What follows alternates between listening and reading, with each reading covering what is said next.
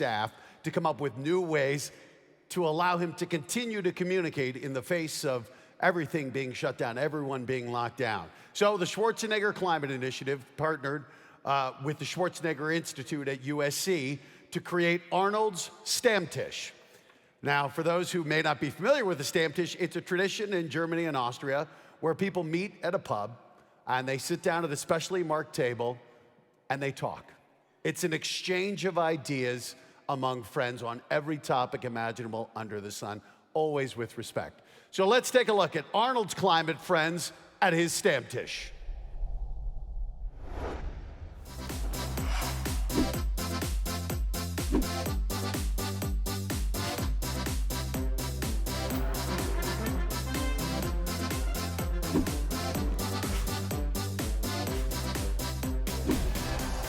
It is great to have you on Arnold Stammtisch.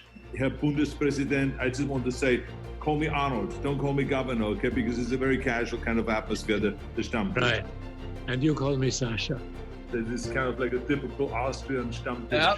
Do we have to wear the lederhosen? No, but I mean, if we do the Austrian Stammtisch, then of course we have the Austrian hat on. I gotta ready for anything like that. Or but if we want to do the American Stammtisch, then we go, of course, and put the cowboy hat on. We have the US back in the front line of the fight against climate change. Yes, Trump is gone, but that doesn't mean that we can relax. I'm looking forward to battling this together. On paper, the strategy is okay, but we'll still have to put it into practice. I think so. I totally agree with you. There are so many jobs that can easily transition over to green energy.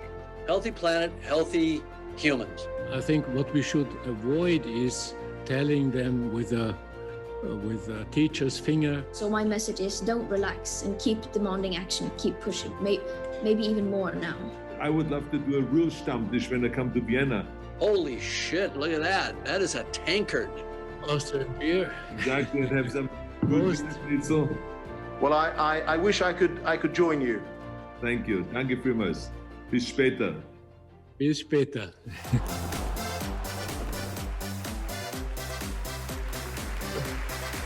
It's always a good time with the governor. As I mentioned, the U.S. is back in the Paris Agreement, as is Europe, and we're going to hear from the most powerful voice on the U.S. climate ambition, John Kerry. He will be with us live this afternoon at 2 p.m. Right now, though, we had a chance for the governor to sit down with another high-ranking official in the U.S. government. He's the head of the Environmental Protection Agency, and he sat down for a Stammtisch with Governor Schwarzenegger. So let's take a look as he had a chat with Michael Regan. It's really great to have you here, and I know that you're in the middle of negotiating the infrastructure deal, and you have been very, very busy, so it's really great to have you. The first question that I have is, how did you get interested in environmental issues in the first place? Well, thank you first and foremost for having me. I grew up hunting and fishing with my father and grandfather in eastern North Carolina. Loved the outdoors and really spent time in the outdoors, just having a great time. But I also suffered from respiratory issues related to air pollution and the like. So from a very early age, I understood that pollution could prevent me from enjoying the things that I love with the people that I love. And so I had an interest early in life. In college, I studied environmental science, and my first job was an internship right here at the United States Environmental Protection Agency. Wow, this is unbelievable. But I mean, did you ever dream that one day your great enthusiasm and your passion for the environment would lead to becoming the administrator of the EPA, of the Environmental Protection Agency in America? Isn't that unbelievable? It's really unbelievable. It's like coming back home. Of course, during that internship and early in my career, I never imagined that the President of the United States would tap me to lead this wonderful agency. But you know what? I'm here, I'm back, and we are rebuilding this agency to do exactly what its mission charges us to do. No, I know, and I'm very excited about that because we all know that the Trump administration really screwed up the agency. I mean, let's be honest. I mean, he had very little interest in protecting the environment, very little interest and really protecting the people from the toxic air and from toxic water and all those kind of things. And is set, as a matter of fact, the EPA back into the dark ages. So the question really is, how challenging is it for you now to kind of like change all of that and to actually, rebuild the morale inside the EPA and the trust from the outside? Well, I'll just say it was heartbreaking watching from the outside what the Trump administration was doing to my former colleagues and to this agency. And so when the president asked me to lead this agency, I was ready. And on day one, we recommitted ourselves to the employees of this agency because they're the heart and soul of this agency. We also recommitted ourselves to sound science, following the science and following the law. And I'll tell you, we've spent time listening to our employees, listening to the stories of what happened to them over the past 4 years.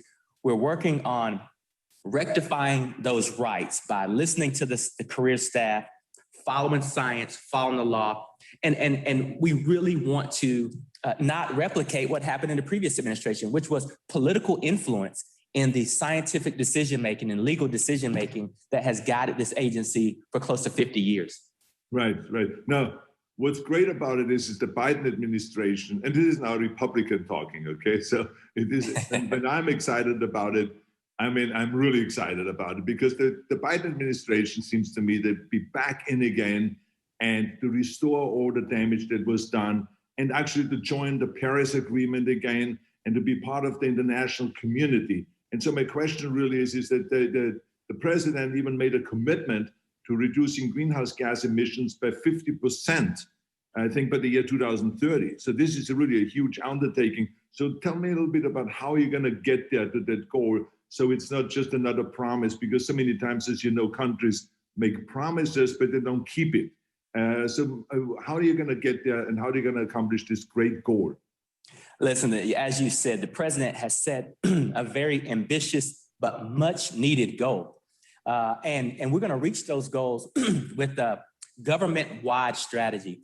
EPA will play a central role, but whether it's transportation and me working very closely with Secretary Buttigieg over in the Department of Transportation, or whether it's concrete energy and infrastructure issues that I'm partnering with Secretary Granholm in the Department of Energy, or thinking about as we invest in our infrastructure and leverage technology, how we grow jobs. I'll be working very strongly with the Department of Labor. This is an all of government approach. We are all in and we are willing to work together, grow in the same direction in order to achieve the president's mission. And by the way, it is achievable and we're going to do it.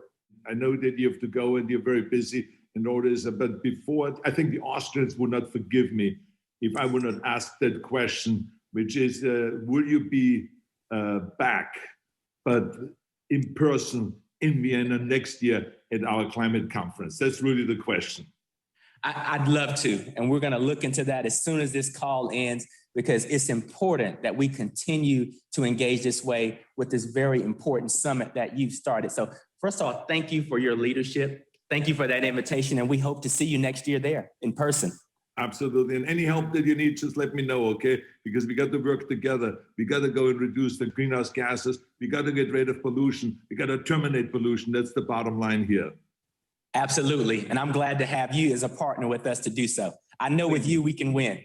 Thank you very much. Thank you and have a good day, okay? And congratulations on the infrastructure package. Thank you. Thank you.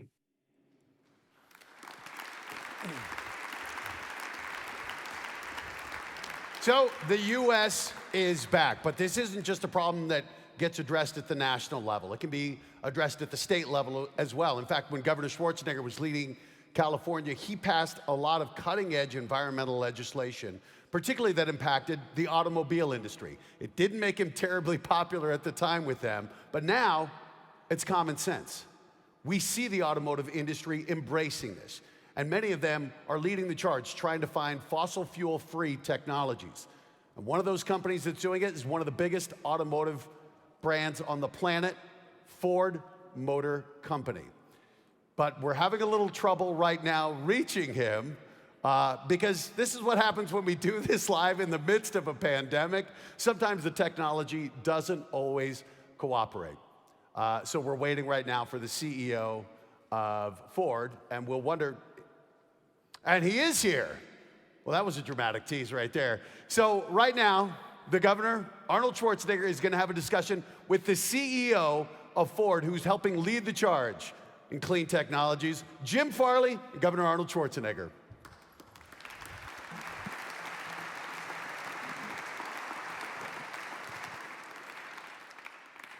Hey, Jim, how are you?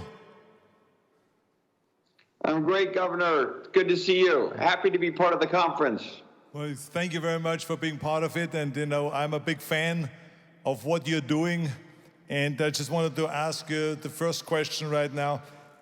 As you remember, when I was governor, we had an all-out war with the car manufacturers from all over the world because they hated our new tailpipe emission standards. And they sued California, and they sued me, and it was like a battle. And the reason why I'm mentioning this is because you and Ford have decided to join California. Ford has decided to join California and to march together with California in the right direction. So what happened there, and why did you make that decision? Well, you know, Ford's a different kind of company. We're a family company. Bill Ford has been an advocate for moving to green technology for a long time, and the management team for a long time didn't listen. I think we picked purpose over politics. You know, we're the only full-line manufacturer committed to Paris, and when we did that, you know, we really had to commit to California. We think this is, you know, history will be on the right side of history over time because of this choice. It's not easy, but I think it's really the right thing to do. And as I said, Ford is a purpose-built, you know, company. It's not just a profit machine. We really understand our place in history after 118 years. Well, I have the utmost respect for you and for Ford for doing that, because it's the right thing to do, and we all know there are other car manufacturers, and we don't want to mention their names, but there are others that are going in the other direction and that are fighting California. So I want to say thank you for coming along with California and working with us. The other question that I have is, you know, I'm a big fan of the F-150, and I've talked about it just earlier in my speech. And so my question is just, you have now a plan not only to develop this F-150, but also to only sell electric cars in Europe from 2030 on. Can you talk a little bit about that? Well, I think both of us are big car guys, and you know, from my perspective, this is just a better vehicle. After 30 years of being in the industry, you know, the electric vehicle is so much more than just propulsion.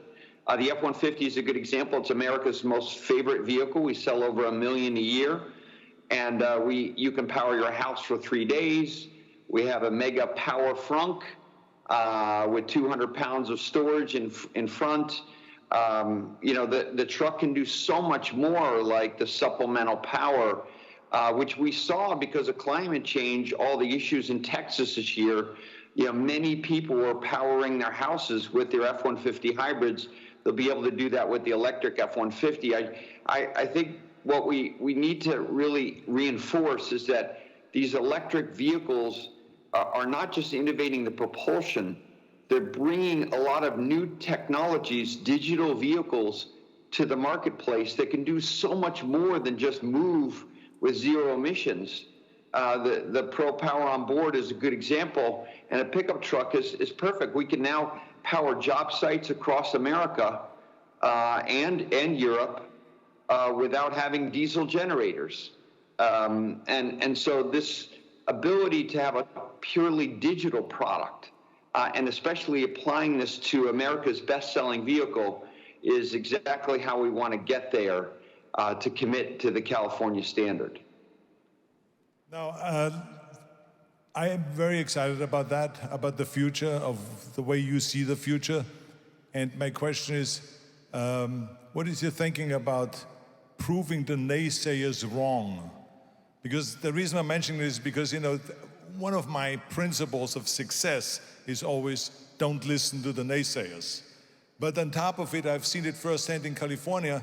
When we kind of passed off the strict environmental laws in California, they said this was the worst idea and it would never work and the economy will go down and businesses will leave the state of California and it will be crashing and jobs will be lost and all this.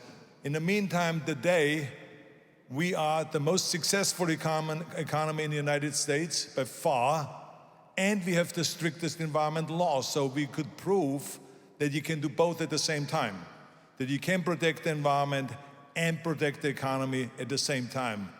And I'm sure that they told you also that if you go electric and if you spend this money that you did, $30 billion on research on green vehicles, which is outstanding. I'm sure they told you this is the worst thing that you can do. But in fact, that you've proven the opposite, because when you became the CEO, the stocks were at $6.50 or $6.75 or whatever it was. And now since then, they have doubled, more than doubled, at $15. So this is a huge success. So what do you say to those naysayers that didn't really believe in you or didn't believe in anything that has to do with the environment? Well, so far they're wrong. I would say we aren't the biggest car company in America, but we have more U.S. jobs and we build more vehicles in the U.S. than any other brand. We bet on America even though it's more expensive. And the burden falls on us at Ford to figure out this transition, not just for the better climate, but also to transition our workers, as you said, because we have more workers. We've already invested $3.2 billion in our manufacturing facilities. My grandfather started in the Rouge plant.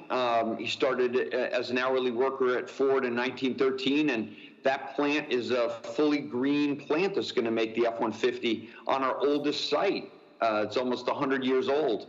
We're spending $1 billion now transforming the Ford Cologne Center in Germany to being all electric. We're insourcing the motors and the e-axles, taking transmission and engine jobs and moving them over, vertically integrating, so our team has jobs as we move to electrification. An electric vehicle is about 40% lower in labor content. So if we don't vertically integrate, there's going to be a lot of Americans that are going to lose their job. But that, how we looked at it, Governor, is that that's our responsibility. So we decided to vertically integrate, to start making more of the components ourselves, to secure those jobs. We just announced a battery plant we're building in Georgia. Now we're going to have multiple battery plants across North America and eventually in Europe. Those are new jobs. And that vertical integration is really important. The naysayers can say what they want, but Ford, we're planning on that future and kind of managing it, the risk ourselves. We do need help from the government. As you heard from the EPA administrator, we're finding really great partnership with the current administration in North America and certainly happening across Europe too. We need market-based consumer and manufacturing incentives to make these very difficult transitions. The reality is we don't want to leave any workers behind as we move to zero emissions. Well, I'm very excited about that, and I just want to remind you before I get off here, we in Austria have some room. If you want to build a plant, an auto plant here in Austria, that would be fantastic. We will help you. I have the Bundespräsident right here. We have the Chancellor here. We can make a deal right now. Okay, just remember that. Thank you very much. Thank you, and I hope you'll be back. Thank you very much. Governor, one thing I have to say is, it's been great to spend the time today with you. But I also wanted to say that, we're really excited to get you behind one of these F-150 Lightnings. I think we have a fun image there that we wanted to show you of you in the F-150 Lightning because we're really excited for you to drive this vehicle. There you go. Perfect. So maybe someday we'll make it in Austria. All right, very good. Thank you very much. Thank you. You're on. We're going to go and test drive the vehicle. Thank you very much. Thank you.